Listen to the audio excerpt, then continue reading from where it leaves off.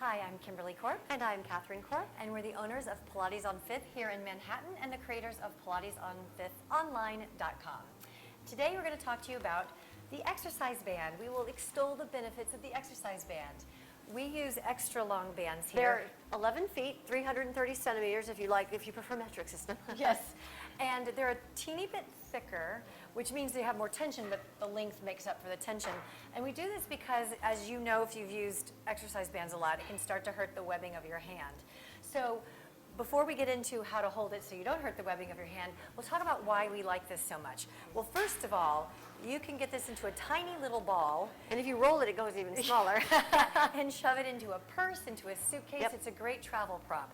So if you do Pilates a lot and sometimes need to modify or need to challenge yourself, so modify for yourself or challenge for yourself, or if you're a teacher and you're teaching a group class and you need to modify for clients or challenge clients, this is one thing that does it all, which is really great, and we'll get more into some examples. And it's not later. complicated to implement either, which Right, is nice. it takes a second. So like you can quickly say, here, do it this way, and you've created a more accessible way for a client to get more out of a workout, which is what our goal is always. Hopefully.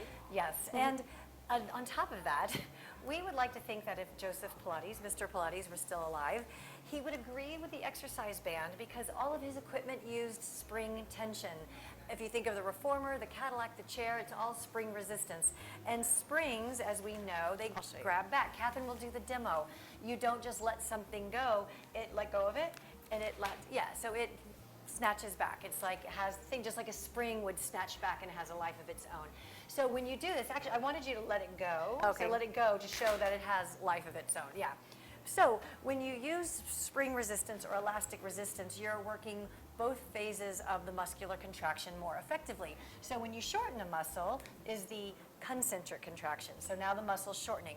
But now she has to control when she releases because she doesn't want the band I'm not just going to do this. Right. So the band just pulls me down. I'm going to resist. The muscle is lengthening against the tension, so she's controlling it.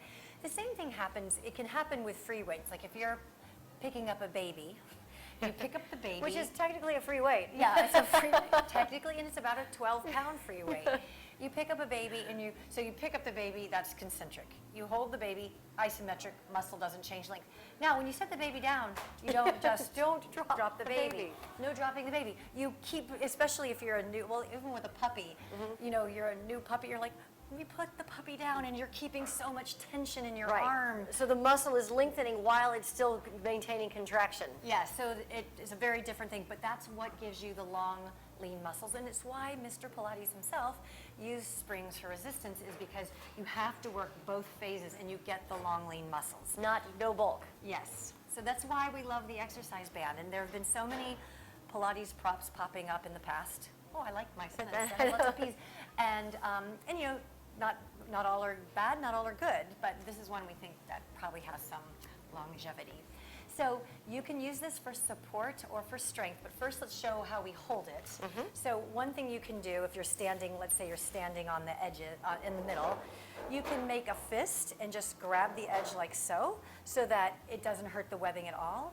If that's too tough, some people tend to grab it like this and start doing things, and that is what can hurt the webbing if it's between your thumb and forefinger. If that's the case, just roll your wrist over once so that you have it in your hand. That makes it a little easier to hold. More surface areas taking the brunt. But we're going to go ahead and put Catherine to the mat facing that way. Yep. And we'll do a quick talk about how to do mat exercises using the band for support. Go ahead and scoot forward, because once you roll back, you're not going to be on the mat. So let's show how we put this on the feet. And so you can just put it around the bottom of the feet and hold the edges. Or if you're afraid of it snapping off and coming in, you know, whacking you in the face, you can put it on the top of the feet and then cross it underneath on the bottom. The long bands take a little bit longer to Yeah, wrap. and that way you know it's pretty secure. It's not going anywhere. And the same would hold true for 1 foot at a time. The exact same principle applies. If you have both feet in, you don't have to do it now because we're about to do this. You can just sneak 1 foot out and then use your hands to make it a little bit tighter. Okay, so let's just show, if you don't have, I'll do the demo of if you don't have a band. If you have a client in a mat class who cannot roll down, normally you tell them to go to their side and then roll to their back because that's safe. That's a wonderful modification, don't get me wrong, but it will never strengthen them and teach them how to roll down with abdominal strength and control. So the band is nice because with it around her feet like so, she can keep her shoulders open, keep the collarbone wide, the shoulders sliding down the back, tension in her arms, and then like she's been punched in the stomach, she's going to use her abdominal muscles to roll off her sit bones, and then she can roll back one vertebra at a time like she's laying a string of pearls down on the mat, and then the band thus gives her the support she needs, kind of like the roll down bar on the Cadillac, or if you're sitting on the Reformer doing roll downs, and how that gives you a deeper connection. And then likewise to come up, now if you've watched our videos, you know the roll up is our nemesis because we do have tight lower backs. You can use the band to help you roll up. And so she starts to roll up, and then that way the tension helps her go through the part of the spine that's tight. Because if you're always heave-hoeing through the part of your spine that's tight, Right. you're never going to So, get the strength. case in point, if I roll down here and I come up this way, watch the hiccup. Yeah. Hiccup is You can exaggerate the hiccup. Yeah. So you're here, There's and then right there. So I'm still missing this band. This band still, I skipped over it to complete the Right. roll-up. And our clients want to please us. They're going to do the roll-up however they can so that they see it. But it's really helpful to do it correctly. So we find also that it's the eccentric phase that Right. builds the strength. So even if you just focus on going Right. down really, really, really, really slowly, find where the hiccup spot is, And hang out there a little bit. Hang out there and also move more slowly through the part that's tough. Don't move quickly through the part that's the challenge for you. It's very important. So that's the eccentric phase because technically she's rolling down, so the abdominals are releasing, but that's where the work can happen. And this, of course, they're shortening, which is good too, but sometimes the eccentric phase, the roll down part, can be the more helpful part. Yes. Now while you're here, Oh, yes. don't let go. While you're here, so say you're in a mat class and you've used some things, you could add in some arm strengthening moves and toning moves to your mat class or to your mat practice. So notice she's crossed the band to make the angle of resistance in line with the, she'll add to spine twist. And if you have done reformer work or Cadillac work, this is very similar to exercises on the reformer and the Cadillac where you're toning your arms and lengthening again. So nothing is ever ballistic with springs because it can't be, it's impossible. Speed kills with Yes. springs. And the same is true with a band, is that it forces you to do a nice controlled in and a nice controlled out. So we've now just shown one way to support with a band and a way you can strengthen. But let's show another support one with the legs in the air. So Kevin's going to do a nice roll down carefully. Now, what we would really do if she were a client is we would get her into a nice tabletop position without the band on.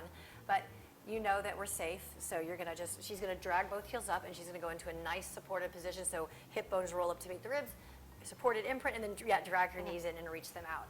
So this can be a nice way in a mat class if you have a client who only wants to do mat and they don't want to do machines, and you know they need this support for the legs in the air because they're not ready to just have their legs in the air supported by their abdominals, then the band can be really nice because it supports the weight of the legs with the hands. Now, if you're worried about, kind of do this, Yeah. if you're worried about that happening, have your client anchor their elbows down, or if this is you doing it at home, anchor your elbows down and bend your elbows. And so the whole time you're reaching, I'm going to show here, the back of your shoulder towards the mat so that you get the shoulders nice and open and then you have the tension you need. Now, as she gets stronger, she can walk her hands longer down the mat Yeah. and she doesn't need as much support. Right. And I could also change if you're concerned about the wrist angle, you can change the grip so the band is coming out the thumb side, because I whack myself in the head, like here. So that way now you can see that my wrist is a little bit more neutral. We were Right. going for speed, but I'm not having to hold the weight of my legs up with my abs. I would never be able to stay, well, I might be able to if, given Right. the challenge, but it's not a lot of work for me to sit in this position while we're talking. Right.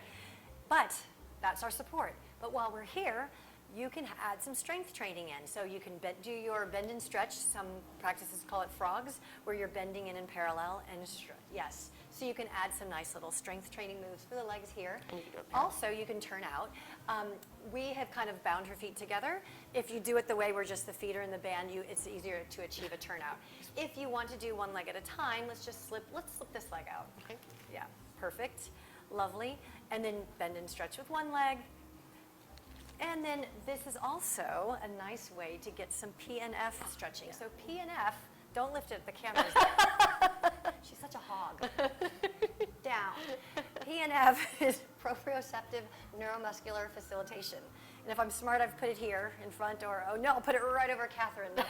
Here, proprioceptive neuromuscular facilitation, which means that you're pressing into the tension and then releasing. So it's kind of hard to see here, so I'll use my hands. She's going to press into the band to catch the tension, really nice straight knee, and then pull closer.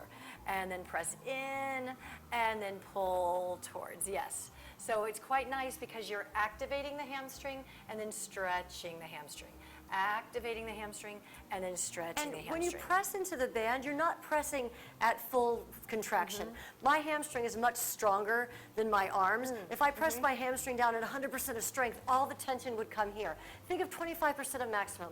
25% of your maximum presses down, and then you let it release and you pull toward you. Then you start from that angle and you go again. So you may have seen personal trainers in gyms and things doing it this way, where they're standing over their client and they have this. This is actually the same thing, but you're in control. We're, especially at our age, we're far more respectful of our bodies, and I really don't let people push on me anymore. So this is a nice way to do it yourself and be in control and make sure that everything's fine.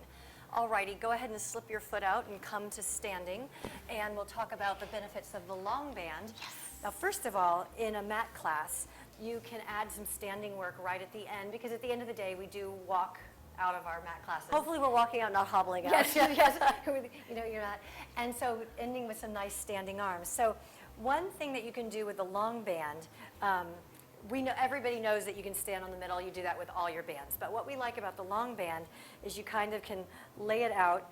Of course, it's going to take a long time now because I'm trying to be speedy, and stand on the ends. Now, don't stand on the very end, because we have a nice outtake from one of our long band videos of what happens when you do that. But now I've got my feet firmly planted, collarbone wide, and I can do nice press-ups this way. Then once here, you can do nice side bends over and feel the band against the entire sideline of your body, which feels nice and long. Like that. It also gives you the proprioceptive feedback to like push up, that your spine's getting longer, so you're not just kind of sinking into your posture. Yes, that's a good point, because it's very easy when you're doing arm stuff to sort of, your spine feels like it's getting shorter even though you're doing bicep. You don't want to do this, you don't want to do this. So when you have a band here, you can really feel, if your spine is not in alignment, it feels wonky. You don't want to feel these guys overly contracting, and you certainly don't want to feel your lower back overly contracting. Right, so this is a nice way to do, and then you can do little things where you get like more that feels QL, really good. You know, and bring it to the side. So the long band, we kind of are in love with our little long bands. Yes. And I think that covers the benefits of the exercise band, except for one thing I forgot to say. They come in many different tensions. And if you're trying to do something, I'm sure you've all seen rotator cuff exercises with a band. Make sure you get the lightest tension that's right for your body. Especially if you're coming off of an injury. You don't want to start with a heavy tension. Right, because little muscles need little tension. And if you start using a lot of tension to train a little muscle, the bigger muscles are going to do it. We have other muscles that, for example, internally rotate the humerus. So if you're trying to train the rotator cuff to do its part, and you go for this heavy purple band, the other muscles will do it, and you won't get the deep rotator cuff that you need. That's just an example, but just make sure that you get the tension right for you. They're relatively inexpensive bands. You can have a whole rainbow of bands for yourself. You can. One final thing is always to periodically check your band for little tears and things. If there's a small tear and you stretch it to full length, it's just going to snap, and we don't want that. I don't want that. All righty. See you next time. Bye. Bye.